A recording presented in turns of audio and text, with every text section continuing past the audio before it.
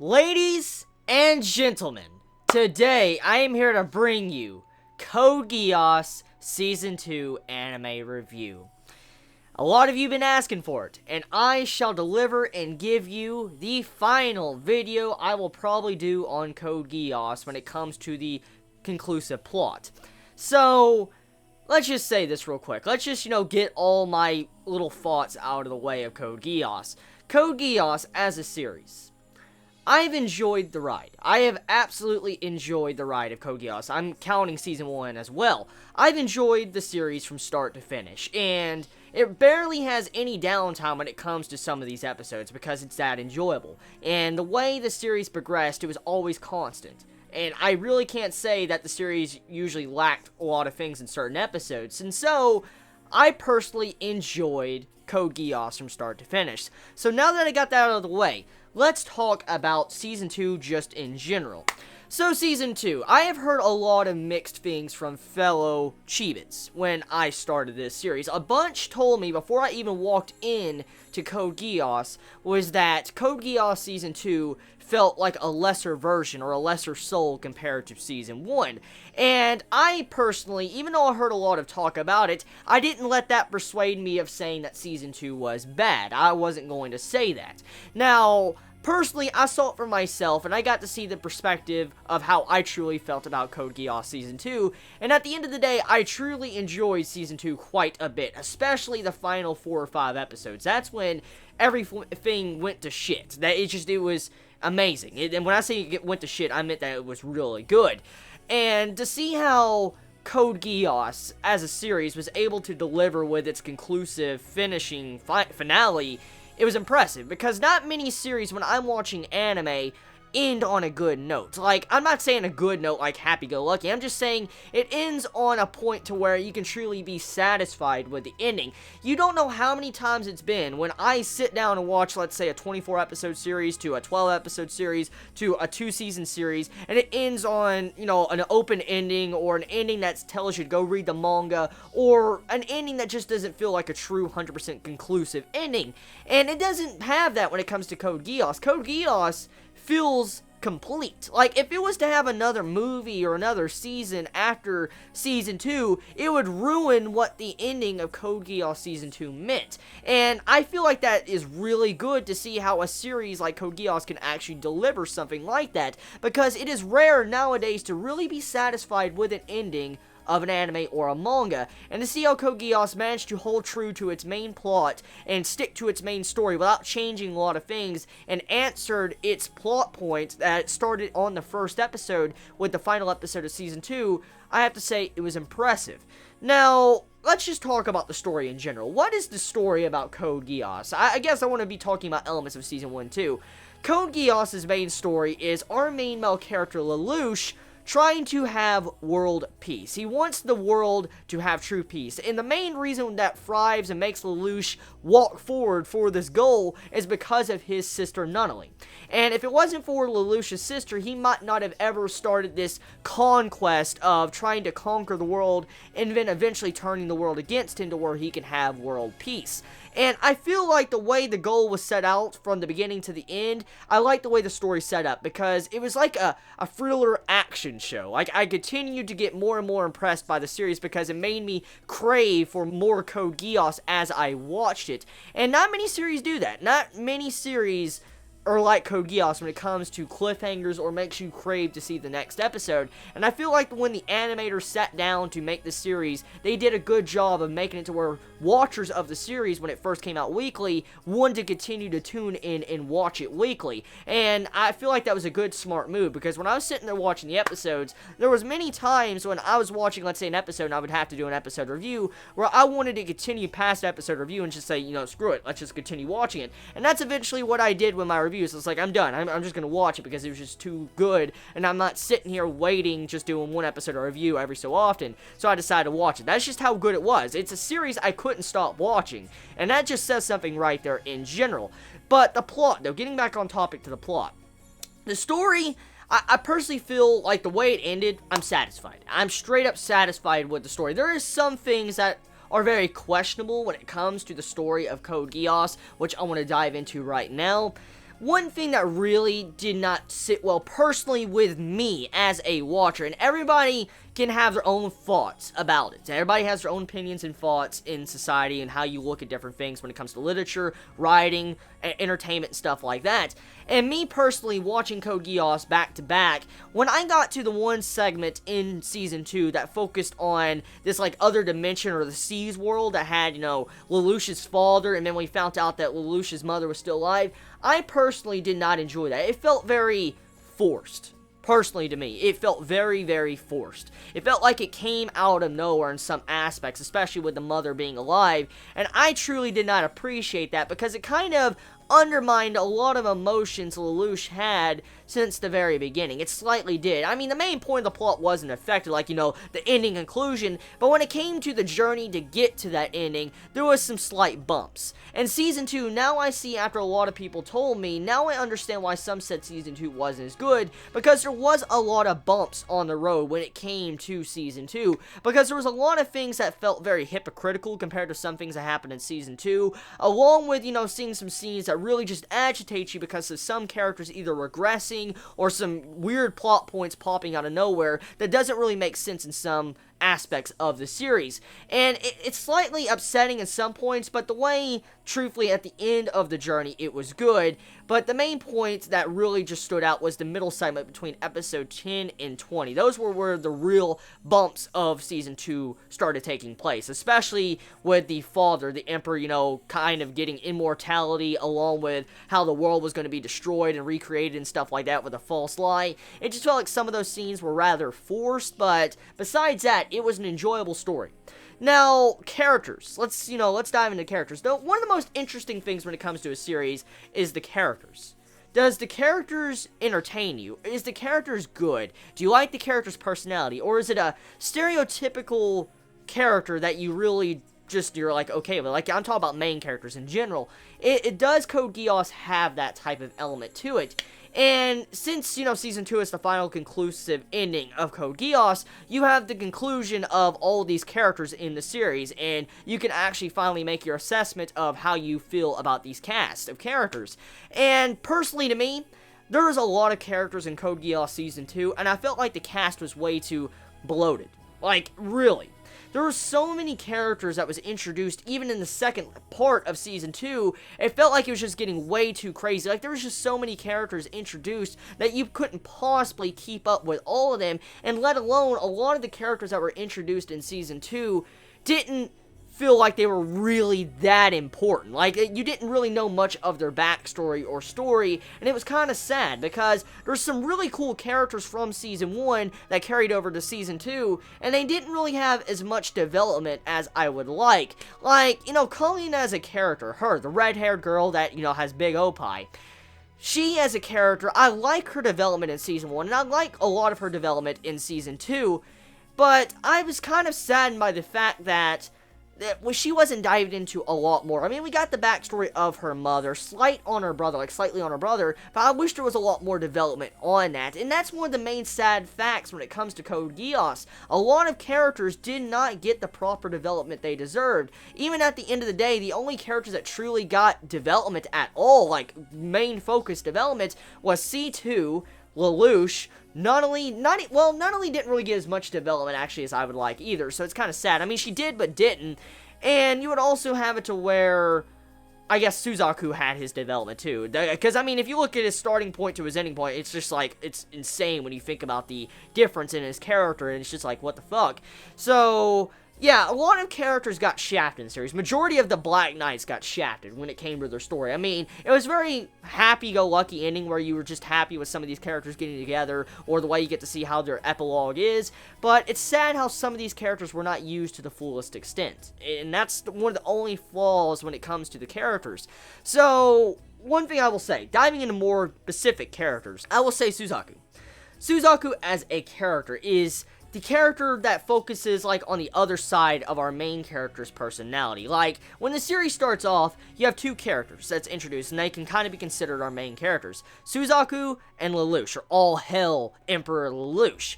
And these two characters are kind of like Light and L. That's how you could look at these two characters. And what was funny was a bunch of Chibits, and when I was reviewing Season 1, a bunch told me that Code Geass and Death Note's anime both started airing at the exact same time. It's really mysterious when you think about that, because it's just strange. But getting back on topic, seeing how Lelouch and Suzaku progressed through the series from Season 1 to Season 2, and how their ideals were kind of slightly different compared to each other's, and they constantly got in these, like, battles or battle wits or, arguments through the majority of the series, it was quite entertaining. But one thing that really shocks you when you think about some of these characters, like Lelouch, he was only fine with how the ends justify the means. Like, he was fine. As long as the ends justify the means, Lelouch was fine. He would kill millions just to make sure the ending was good. And Suzaku, he was the character that was, the opposite of Lelouch. He did not like, the ends justify the means. He didn't like the means. He's like talking about, if the journey is bad, the ending is bad. That's how Suzaku was at the beginning of the series.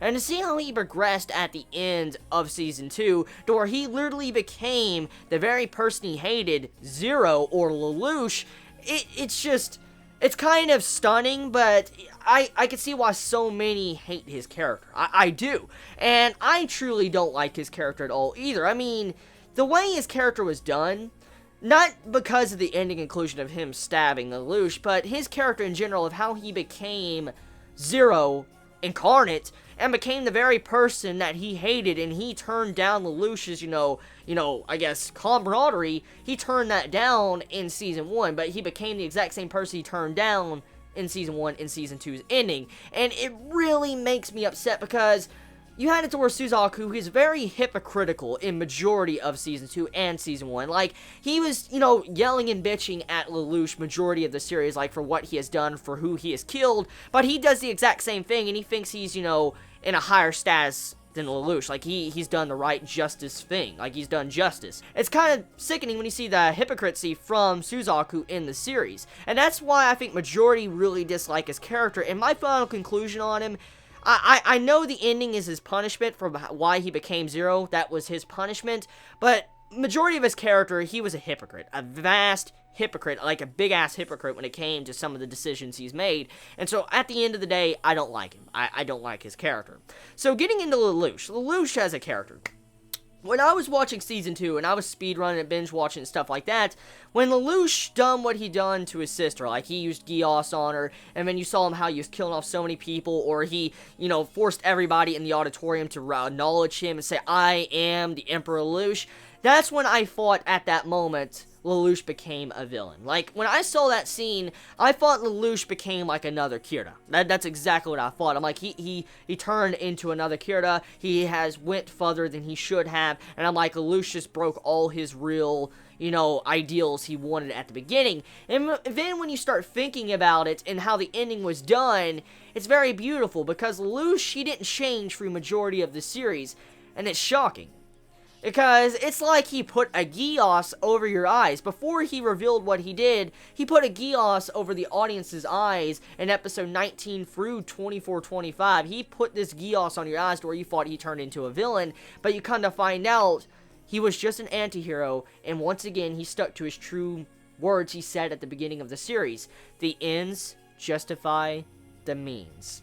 And it's beautiful when you think about that, how everything was planned out. Everything that happened in the series was planned out. Lelouch planned this out as if he was playing a chess match. Like, this was a giant chessboard. That's how he looked at everything that happened in the series. And to see how everything played out, how he destroyed the world and focused the entire world's hatred onto himself, and then he took all the blame and died by Zero or Suzaku, I feel like the way he died, it was beautiful. And if he was to supposedly survive, I know there's a lot of theories on Lelouch supposedly living, and I could see some possible evidence that he is alive. I understand the evidence, I've seen it, but from what I found out digging up some information, the writers of Code Geass, the anime, said that no, that he's not alive. So, I don't know what I should believe. Should I believe the original sources of, the writers of the anime, or should I believe, the obvious theories that actually make a lot of sense when it comes to Lelouch being alive?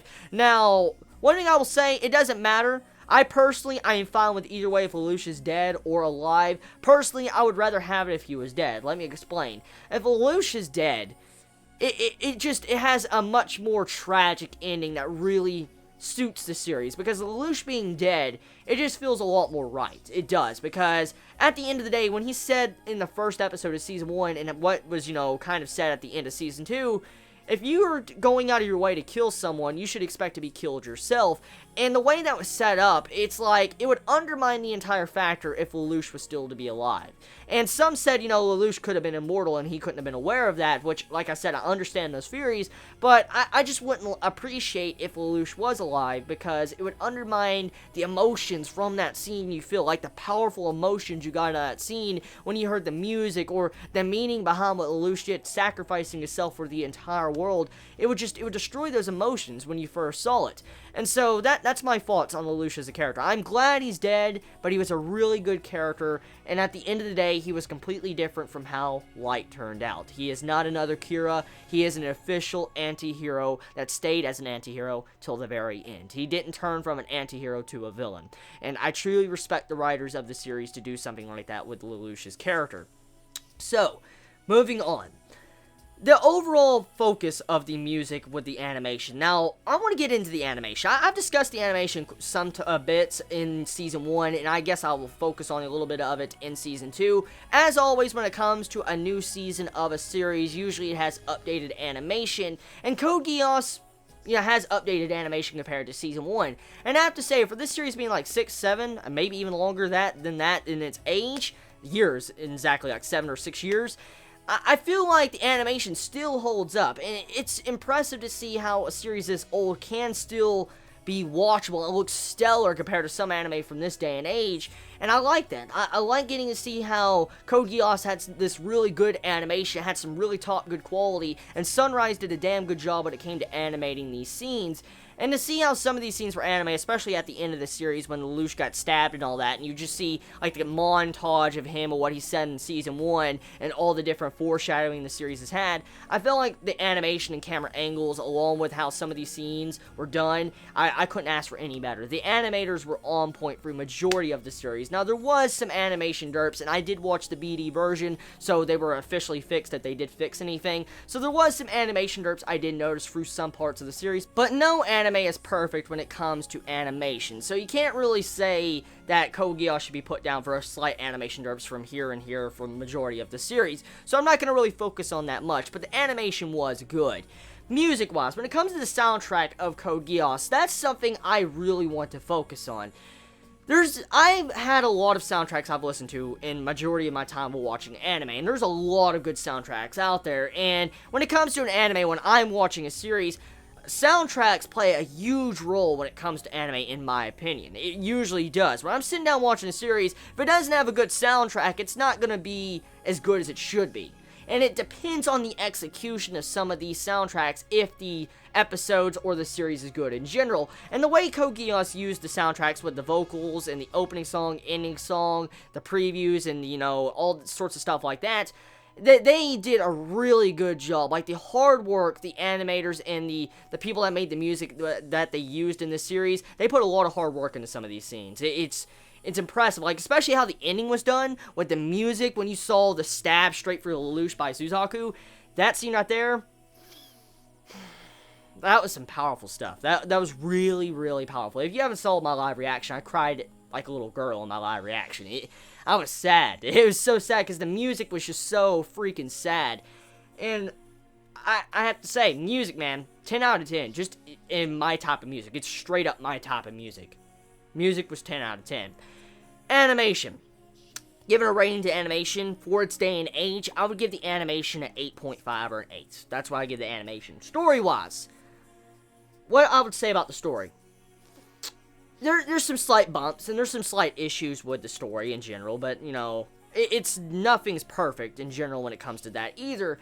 But if I had to rate the story of Code Geass Season 2, I would say an 8. An 8 out of 10 or 8.5 out of 10. One of those two. The story, like I said, the only reason why it's probably not a 9 is because of the bumps between episode 10 and 20. Those were the only reasons why I would say this is not a 9. There's some slight bumps, especially with how the series majority switched over to mech versus mech in the middle half of Season 2, and I personally did not like that. It felt like it was just more of a battle between mechs instead of a battle between tactics and wits. And that was the only upsetting part when it came to the middle half, too, besides, some scenes with the bloated cast. And so, yeah, that's why I would say the story would be, an 8 or an 8.5 out of 10. And character-wise, I guess, besides, the main characters, a lot of the characters were pretty much useless at the end of the day. So I can't really say the characters were stellar and 100% amazing. But when it came to the main cast, the main focus cast, it was really good. Really good characters. And I would have to say I would give the characters an 8 or 9 out of 10 for the main cast.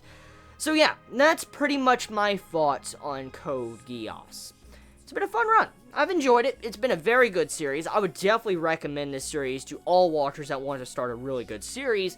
And yeah, I would watch it again. If I know what I know now, I would definitely watch it. Definitely one of the best series I watched in recent memory. It definitely is. Like, I can't believe I did not watch this series any earlier. I really can't believe that, because it was so fun watching this. Like, at the end of the day, throwing casting aside my reviewer, it was a fun watch. And that's really, at the end of the day, besides, anything else, if you're looking at plot, the main point we look at when we're watching anime or reading manga, it's entertainment. And did Code Geass give me entertainment? Hell yes, it did. And that's all we should expect when it comes to anime or manga in general. It's for entertainment. And if you got entertainment out of this, you'll understand why I'm so pleased with the series and with the ending. It was a fun ride. I got the entertainment I expected, even more entertainment than I expected.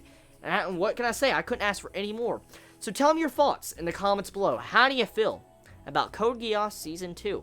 How do you feel about some of the issues it had? How do you feel about C2 traveling by herself, or, her being alone as a character, like, how she wanted a friend and stuff like that? How do you feel about that? How do you feel about the, Sea World and stuff like that, with how Lelouch's mother was still alive? I mean, how do you feel about those plot points? How do you feel about the ending conclusion with Lelouch's supposed death, or maybe he might be alive type ending? Let me know. You all have a wonderful day or not, wherever you live. Please be safe. Chibi out.